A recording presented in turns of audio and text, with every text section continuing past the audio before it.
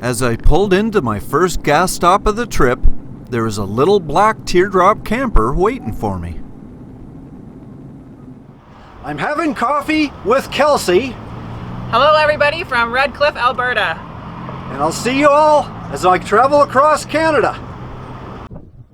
But my trip wouldn't have even started without a couple of pricks from Calgary. One prick was called AstraZeneca, and the other was called Pfizer. Here, okay? Awesome. One step closer to freedom. All right, I am fully vaccinated. One step towards traveling again. Just got to get those borders to open up.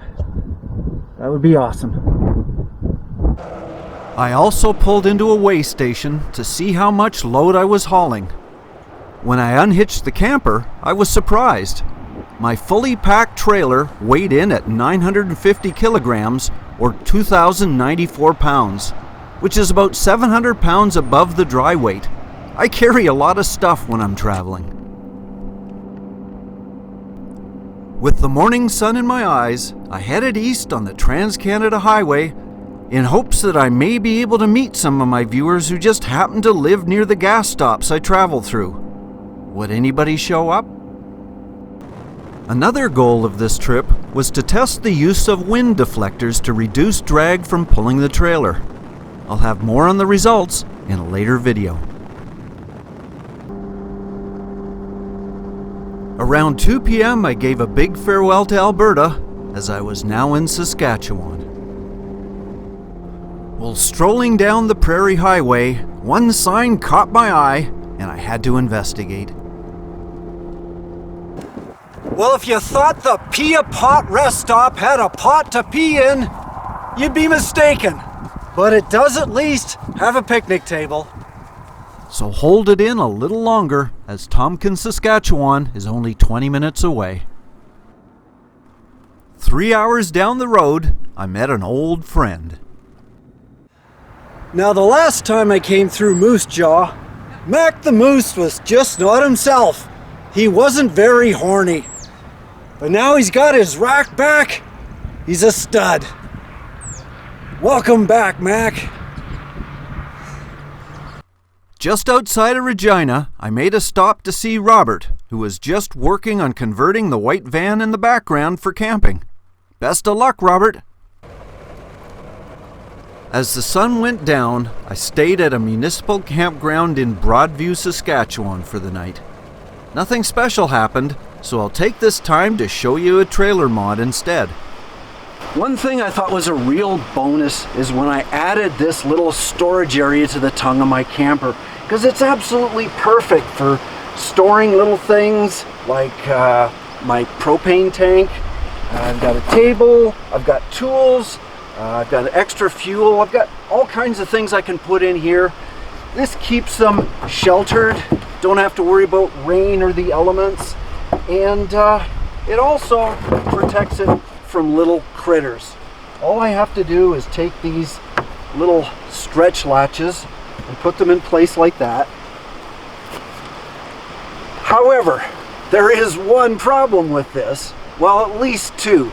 The first one is these stretch latches tend to stretch and break.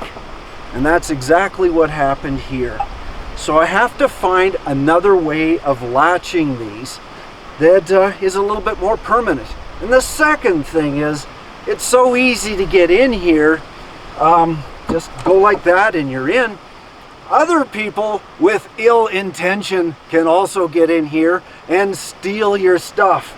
If you've got expensive tools or you've got a battery, you go out for a few minutes, somebody comes in here, they take it all, and yeah, that would be really frustrating if that happened. I need hardware that's a little bit more permanent, but I also need a way to secure this. And I think I know what it is. So until I can get this repaired, I'm just going to use a little bit of my wire that I carry around and secure that in place. That should do it. But I needed a permanent solution, and I found one. So I first removed the old hardware.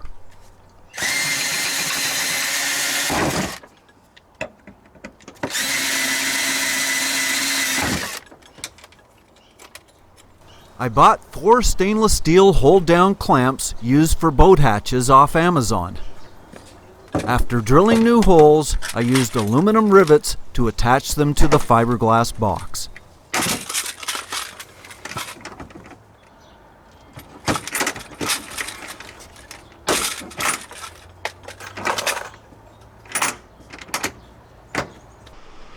So now I have the new latches on the caddy.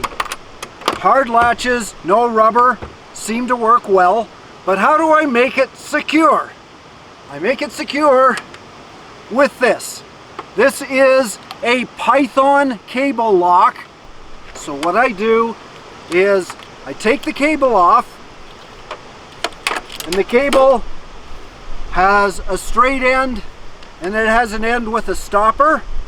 I put the straight end in the far latch and then bring it around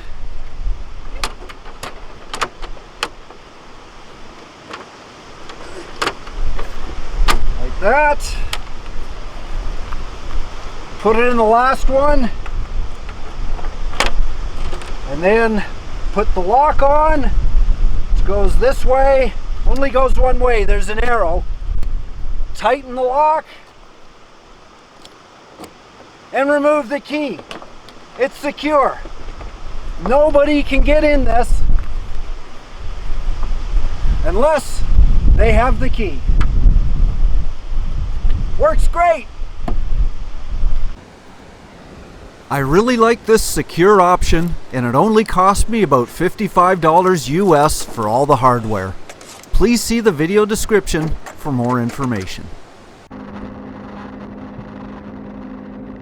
Now, parts of Saskatchewan are a little subtle to say the least, so I was really happy when I reached Winnipeg, Manitoba for a little change of scenery. At Deacon's Corner, these 3 masked men met and talked trailers.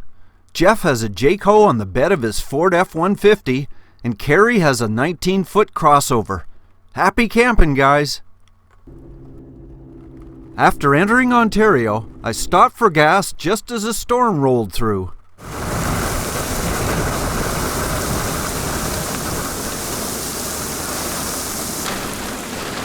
It was bad enough to send the local Walmartians scrambling. Well, I just got into Dryden, Ontario, just in time for an extreme weather alert. Thunderstorm, rain, possibly hail. I'm okay with the thunder and lightning, but I could do without the hail. It's not good for my solar panel. It's not good for my Jeep either. Hopefully, it's gonna pass soon.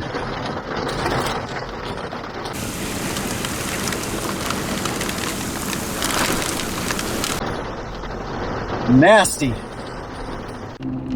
With night falling soon and a storm alert still active, this was a good time to stop driving and seek shelter.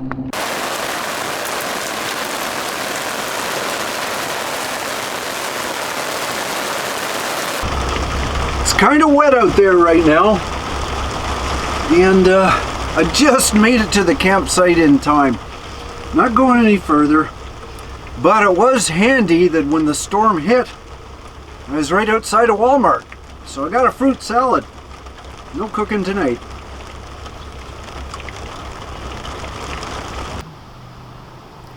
Fortunately, the rain finally let up a little.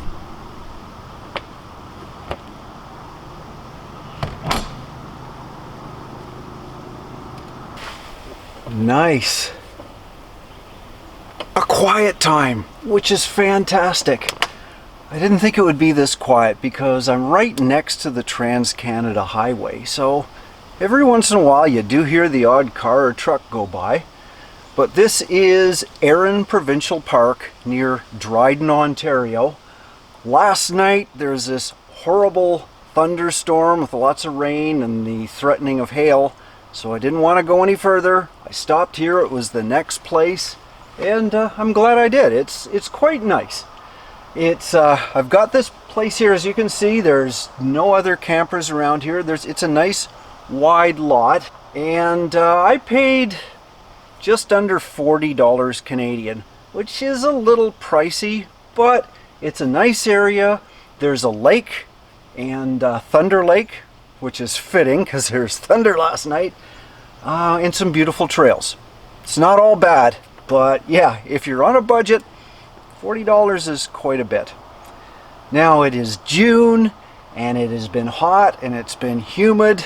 I'm not really used to the humid again because I've been in dry Alberta, but it means there are tons of mosquitoes. So I've tried to be prepared.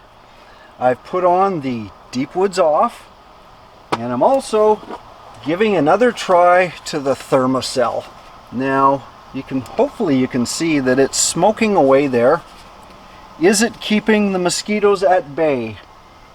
Right now, it's not too bad, but they do tend to sneak up on your ankles. So over here, I find they come this way. So I'm just actually gonna set it right there for now as we talk. Beautiful location, lots of trees. I've got some spruce, got some birch, and there's one plant that probably sticks out because it just doesn't seem in place, and that's this one here. This is a Hoya plant. It's a house plant, and I'm traveling with it. I'm probably one of the few people right now that are traveling with a Hoya plant, but there's a reason for that. This Hoya plant has been in my family. I've got pictures of it from about 1960, but I believe it was in the family since at least the 50s. So it could be almost 70 years old. And I inherited it, and I'm not going to let it go. So I'm traveling with it until it finds a new home. I put it through a lot.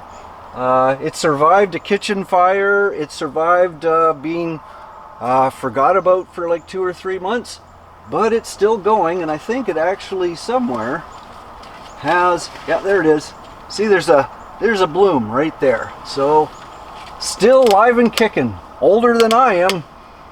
Hopefully I survive just as good as that plant.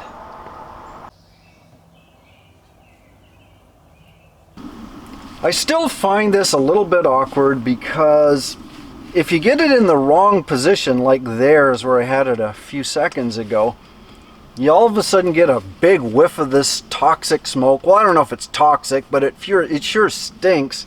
And so yeah, it has to go back here, even though there's a good chance that the mosquitoes are going to attack me from this side. Anyway, enough of that. I did want to talk about one other thing. I did a video when I was in Alberta, and I'd sort of hinted that I was getting rid of all my stuff before my big move. And I said that I got rid of all my stuff. That was a mistake. What I meant to say is I got rid of most of my stuff. Obviously, because I still have the Hoya plant, but there's other things that I could not part with, especially things like tools, because I like to do modifications on my trailer and just generally be handy. That yeah, I kept a lot of tools, and they're being moved as we speak with a moving van, and hopefully I'm going to get to where I'm going, and all my stuff that I kept is also going to make it in one piece. Keep my fingers crossed on that one, but got to be optimistic. I'm hoping they're going to do a good job and everything's going to arrive safely, including my Hoya plant. Oh, that one's getting me again. Okay, I guess you got to wear a gas mask for this. I'm putting it on the ground. There. Oh, that'll help my ankles as well.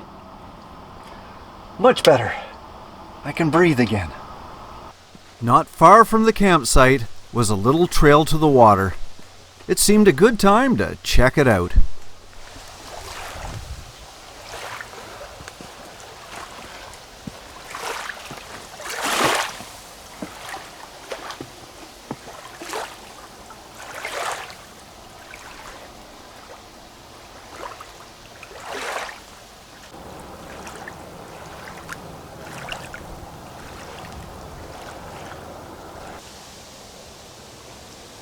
That's an Ontario sunset.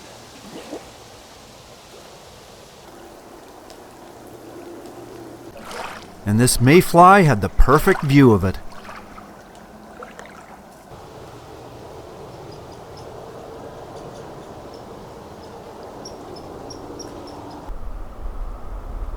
But there were other insects who made their own light, as these fireflies danced around the trees at dusk.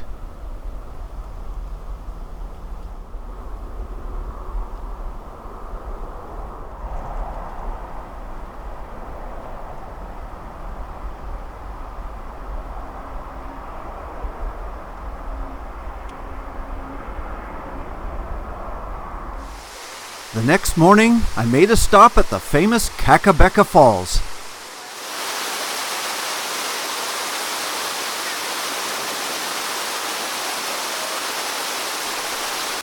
I guess someone was a little cranky about all the people, so left a note of protest.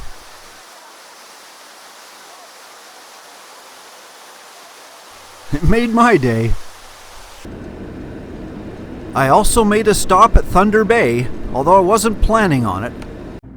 There's only 2 seasons up here, that's winter and construction season. And when it's construction season, don't leave your window open.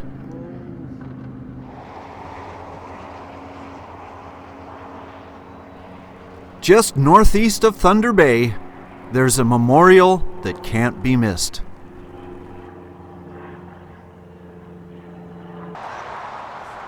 In 1980, after losing his leg to cancer, a young man named Terry Fox dipped his artificial leg in the Atlantic Ocean and hopped his way across Canada to raise money for cancer research. Terry's Marathon of Hope ended near Thunder Bay over 5,000 kilometers later. Sadly, the cancer had returned before he could complete his marathon. But before he died a few months later, he became a legend, one that every Canadian admires. I think it's important for every Canadian to make at least one pilgrimage to the Terry Fox statue near Thunder Bay, Ontario. He was a true hero and a symbol of courage. Makes you proud to be Canadian. After passing the Nipigon Bridge, I had a few glimpses of the world's largest freshwater lake, the mighty Superior. But I decided to take one more camp out before exploring it.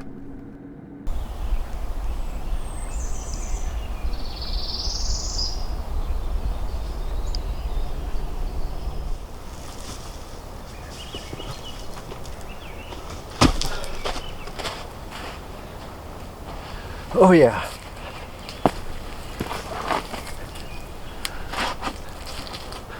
Oh, this is gorgeous. This is totally gorgeous.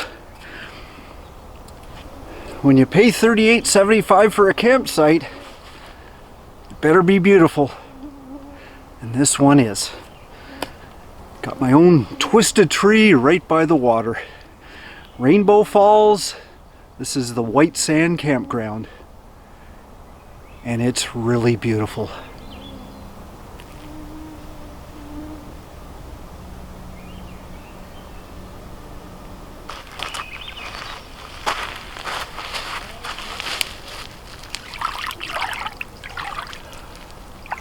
That water is actually a little warm.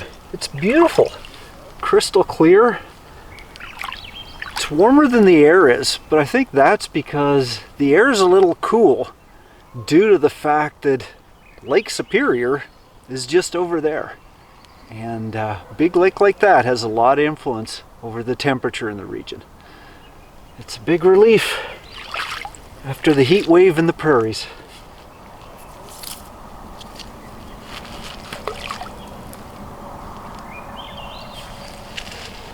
Oh, got a skipper.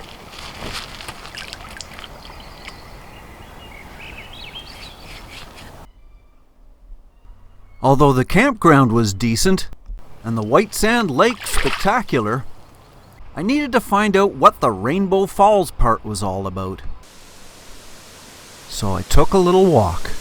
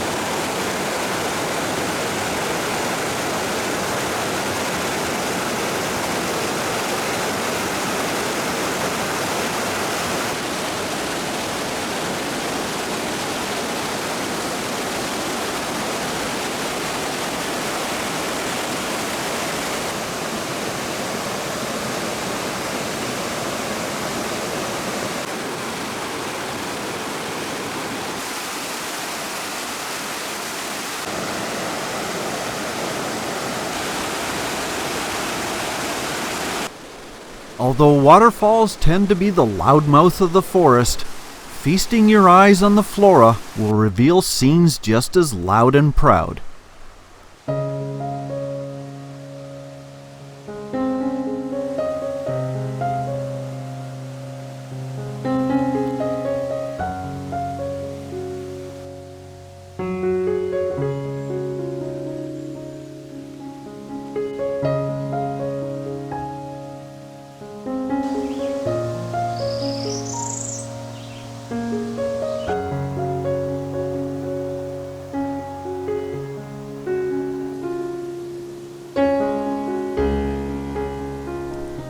And a forest just isn't complete without a few little critters.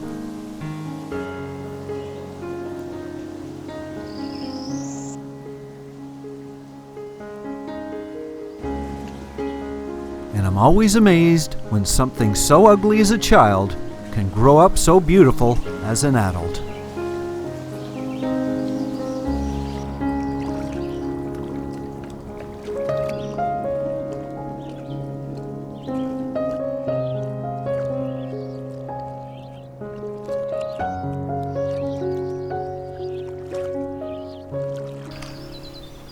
What a great place for a morning coffee. One more sip and I'm gonna head on. I hope you enjoy this video. Check out my other ones as well.